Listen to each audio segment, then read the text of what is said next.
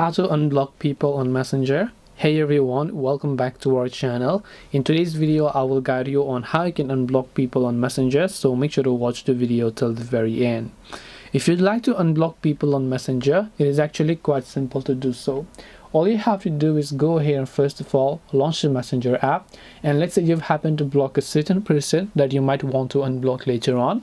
Tap the three lines option from the top left and then tap the gear icon, which is the settings icon here.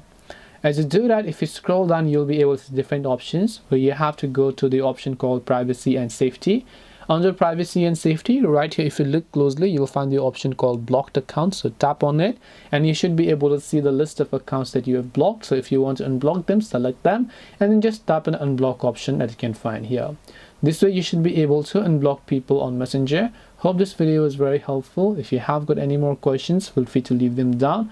Thank you for watching till the end of this tutorial and see you soon in our next video.